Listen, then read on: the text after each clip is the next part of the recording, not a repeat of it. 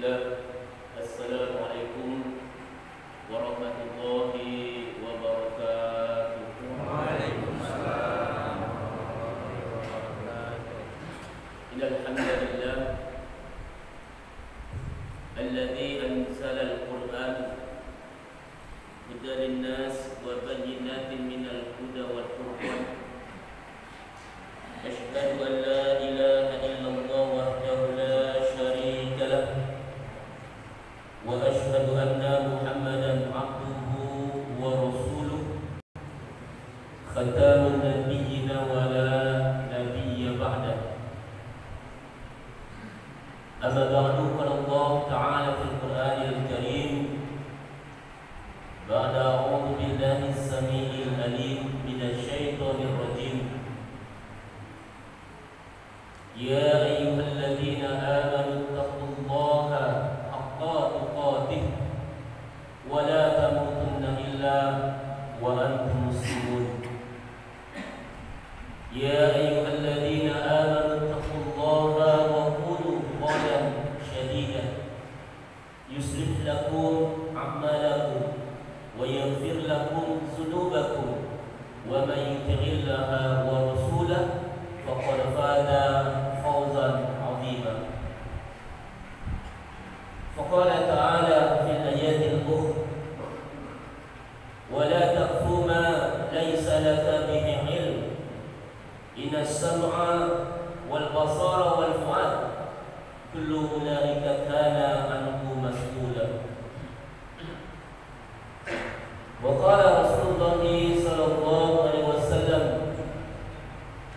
ittaqillaha haythuma kunta wasbihi sayhatal hasanata tamhuha wa khaliqin nasa bi khuluqin hasanin.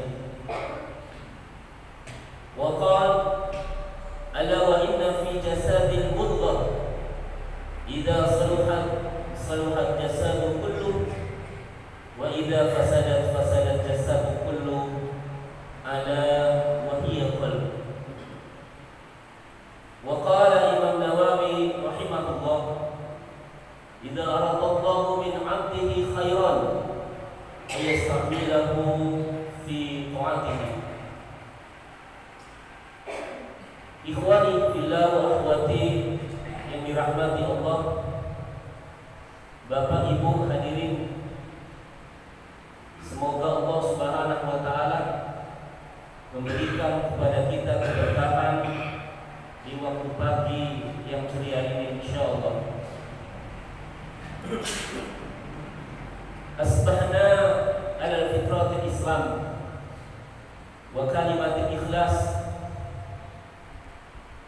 wa millati wa ala millati Ibrahim hanifan musliman wa ma kana minal musyrikin. Raditu billahi rabba wa bil islami dina wa bi Muhammadin nabiyyan sallallahu alaihi wasallam wa rasulah.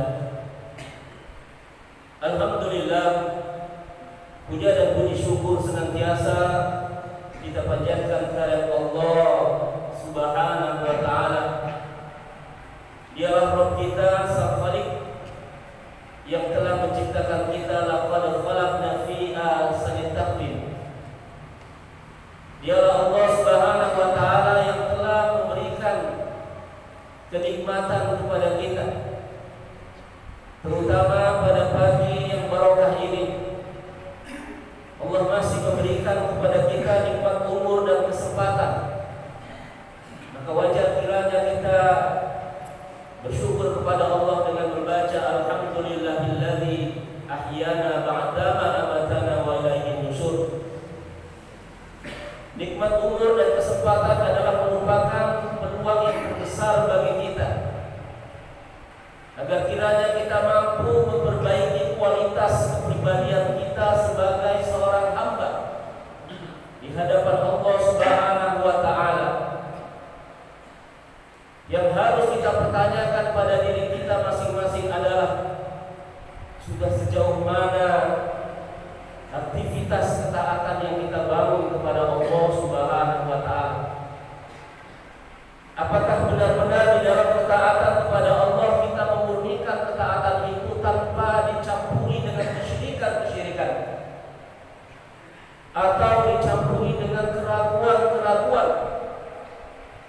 sementara kita senantiasa mengingatkan, mengazamkan kembali dalam qalbu kita dari lisan kita.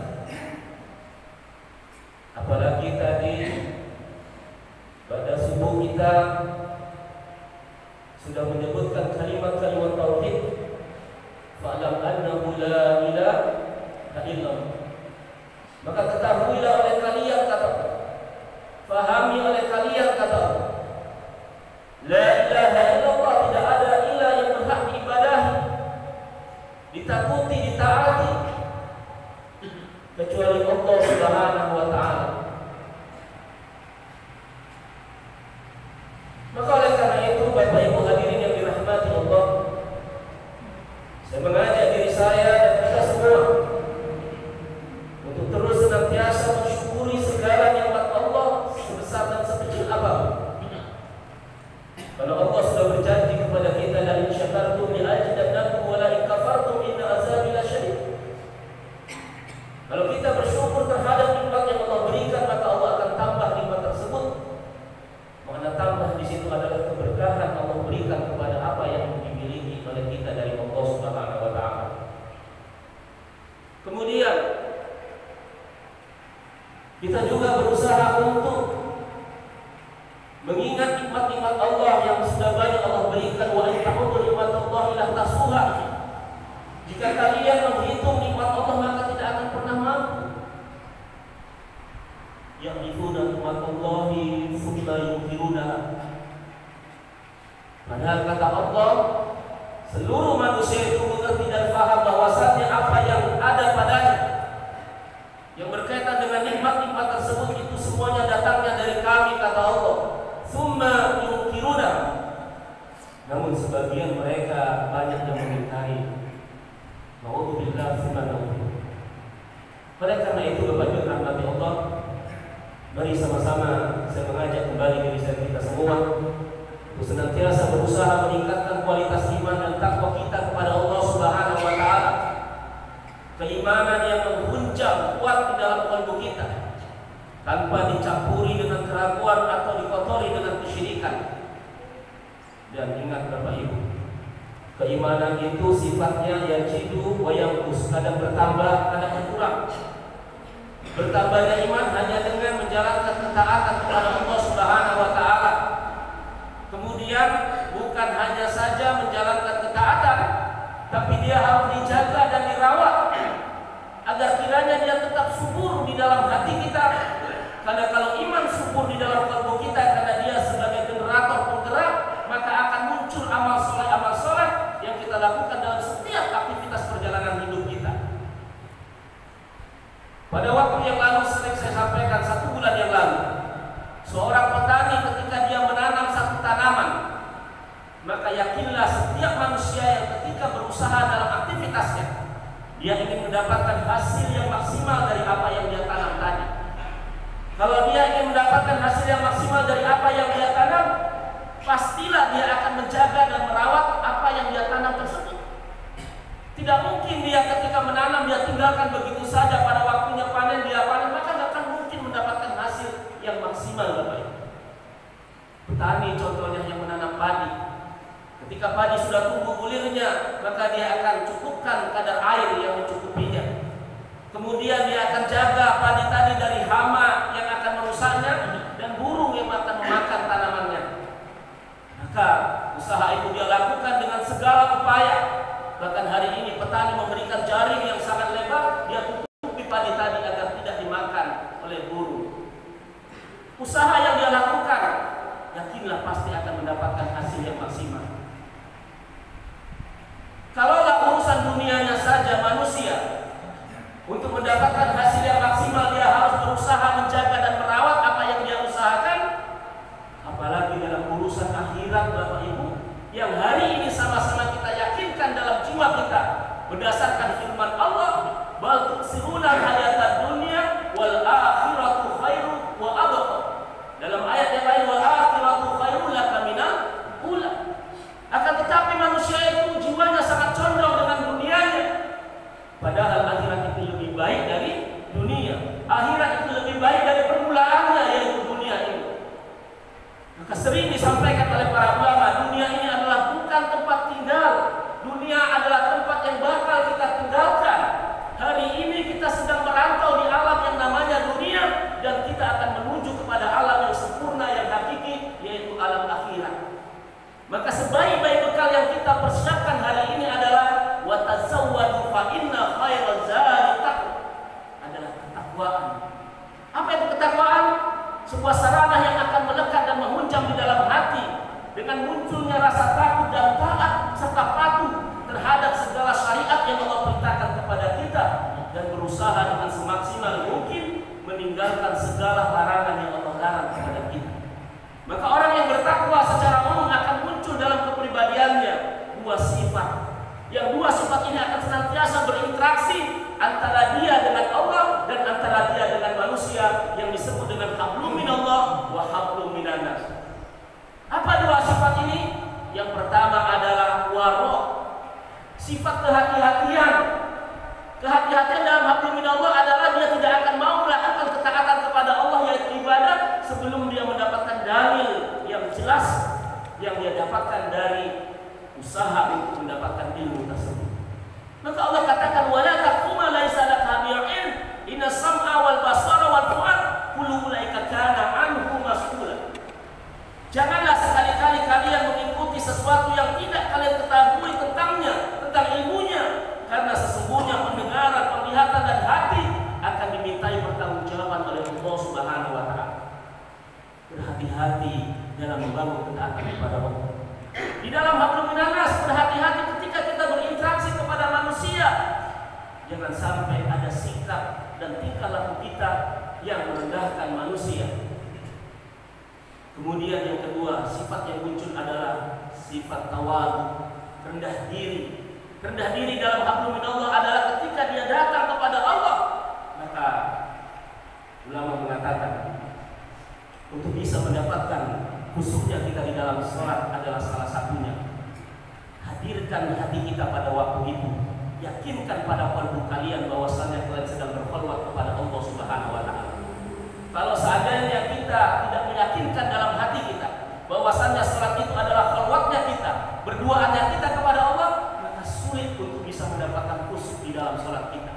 Sehingga kalau kita sudah meyakinkan bahwasanya kita khulwat kepada Allah, maka hanya kita dan Allah lah pada waktu di dalam sholat. Sehingga di dalam surat Al-Fatihah yang disebut dengan Ummul Kitab, disitulah kita dialog dengan Allah Subhanahu wa taala dari bacaan surat Al-Fatihah itu. Ketika kita membaca Alhamdulillahirabbil alamin, Allah langsung jawab di dalam hadis qudsi, sungguh hambaku sedang memuji aku. Ar-Rahmanir Rahim, sungguh hambaku sedang memuliakanku. Maliki yaumiddin, sungguh hambaku sedang mengagungkanku. Iyyaka na'budu wa iyyaka nasta'in, inilah yang aku nanti dari hambaku dengan keikhlasannya.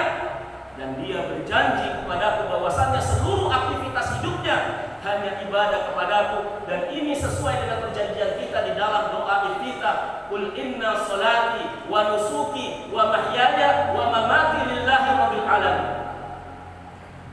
Dan hambaku telah berjanji kepadaku bahwasannya setiap kehendak dan keinginannya hanya meminta kepadaku. Apa permintaan hamba kepada Allah? Aku akan kabulkan segala keinginannya yang diminta oleh hambaku. Ihdinas siratal mustaqim, siratal ladzina an'amta 'alaihim ghairil maghdubi 'alaihim waladdallin. Amin. Itulah hakikat dialog kita kepada Allah di dalam surat Al-Fatihah. Makanya surat Al-Fatihah dimasukkan rukun di dalam sholat oleh para ulama. Yang selanjutnya, tawaduknya kita kepada manusia adalah hendaklah kita menjadi manusia yang senantiasa ketika berjumpa dengan orang yang lebih tua dari kita, anggaplah kita adalah orang yang sedikit dalam beramal. Ketika kita berjumpa dengan orang yang lebih muda dari kita, anggaplah kita adalah orang yang sudah banyak bergelimang dengan dosa-dosa kita. Maka hati-hati dengan tingkah dan sikap kita. Jangan pernah kita meremehkan dan merendahkan orang lain di dalam kehidupan kita. Fala tuzakku anfusakum wa a'lamu biman ittaqa. Jangan pernah kalian menganggap diri kalian suci, yang paling baik, yang bertakwa kepada Allah. Kenapa? Karena Allah yang paling tahu siapa di antara kita yang paling bertakwa kepadanya. Maka jangan pernah hari ini di antara kita yang sudah sholat malamnya rajin, baca Qur'annya senantiasa terbiasa setiap hari, kemudian zikir pagi petangnya, amalan sunnah senantiasa berjalan dalam hidupnya, maka ingat Bapak Ibu, belum ada jaminan surga bagi kita. Karena perjalanan kita sampai datang ajal menjemput kita. Wa'bud rabbaka hatta ya'tiyakal yaqin. Berapa banyak generasi terdahulu yang dulunya kata Nabi amalannya amalan ahli surga, ternyata di akhir hayatnya ditakdirkan menjadi penghuni neraka. Berapa banyak orang yang di awalnya melakukan ahli maksiat, ternyata di akhir hayatnya dia mendapatkan surganya Allah Subhanahu wa taala. Pernahkah kita mengenal seorang pemuda pada Bani Israel yang telah membunuh 100 orang? Ibaratnya pembunuh berdarah dingin. Tapi ternyata karena keinginan dia untuk bertobat kepada Allah, maka satu langkah yang diayunkan melebihi dari kebaikan-kebaikan yang dia lakukan, maka dia mendapatkan surga. Bukankah kita mendengar seorang pezina wanita yang ketika itu dia sadar perbuatannya adalah salah, dia ingin bertobat kepada Allah, bagaimana caranya? Ternyata dia lihat seekor anjing yang sedang kehausan, dia buka kasurnya, kemudian dia ambilkan air, dia minumkan, maka pada waktu itu dia bertobat kepada Allah dan amalnya hanya memberikan satu tegukan kepada seekor anjing tadi dan dia masuk ke dalam surga. Bukankah ada juga orang yang amalannya luar biasa, sahabat Rasulullah yang bernama Raja'ul Fuwa, yang senantiasa dipuji oleh Abu Bakar Asy-Siddiq mertua Rasulullah, tapi ternyata ketika diberikan tugas untuk mendakwai Musalamah Al-Kadzab, ternyata di hadapan Musalamah dia berbalik, berbelok bersama Musalamah Al-Kadzab dan mati dalam kondisi kekafiran. Nauzubillah tsumma nauzubillah. Oleh karena itu Bapak Ibu rahmati Allah, mari sama-sama berusaha kita jaga dan kita rawat kualitas keimanan kita dengan menjaga amal-amal soleh kita. Tanpa kita jaga amal soleh, maka sulit untuk bisa meningkatkan iman kita. Kemudian sahabat meningkat salam, mari sama-sama kita sampaikan kepada junjungan kita dan mulia baginda Rasulullah Muhammad sallallahu alaihi wasallam. Allahumma shalli wa sallim alaihi. Mudah-mudahan dengan memperbanyak selawat kita semua nantinya akan mendapat syafaat yaumil qiyamah. Apa itu syafaat yaumil qiyamah? Yang pertama, ketika kita nanti berada di mahsyar, tempat berkumpulnya manusia pada waktu itu, dan pada waktu itu kita tidak ada yang bisa menolong kita. Yauma yafirul mar'u min akhi wa ummihi wa abi wa sahibatihi wa bani likulli imrin minhum yawma idzin sha'nun yughni. Pada waktu itu antara satu dengan yang lainnya tidak saling kenal, antara ayah dengan ibunya, antara ayah dengan istrinya, antara suami dan istrinya, antara anak dengan orang tuanya, itu tidak saling mengenal. Sahabat karib yang hari ini dekat tidak saling mengenal. Likulli imrin minhum yawma idzin sha'nun yughni. Karena pada waktu itu mereka disibukkan dengan urusan mereka masing-masing. Dan pada waktu itu kita membutuhkan Rasulullah SAW, maka ketika kita mengaku cinta kepadanya, sering berselawat kepadanya, maka jangan sekali-kali menghinakan sunnah-sunnah Rasulullah dan merendahkannya. Kalau belum mampu mengerjakannya, maka perbanyaklah istighfar kepada Allah Subhanahu wa taala. Kemudian ketika kita di dalam mizan, timbangan, yang pada waktu itu kita sangat menggentingkan jiwa kita, apakah amalan kita cukup memasukkan kita ke dalam surganya Allah atau tidak? Di situ juga membutuhkan Rasulullah SAW. Dan yang ketiga, ketika kita berada di sirat, titian siratal mustaqim yang lebih halus dari rambut, yang lebih tajam daripada pedang, dan di situ fenomena orang melewatinya ya dengan bermacam-macam. Dan yang paling terakhir dia akan merayap dengan perutnya, dan disitulah perut akan terbuyar, sementara ususnya keluar, kemudian sisi kanan kirinya ada besi yang akan mengaitnya. Ketika kena kaitan dia akan jatuh ke bawah selama 70 tahun perjalanan baru sampai dasar Bapak. Disitulah kita membutuhkan Rasulullah SAW. Makanya Rasulullah ketika berhadapan dengan para sahabat yang mengatakan, aku rindu kepada saudara-saudaraku, aku rindu kepada saudara-saudaraku, kepada sahabatku. Sahabat mengatakan, ya Rasulullah, bukankah kami adalah saudara-saudara sahabatmu? Tidak, bukan kalian yang aku maksud.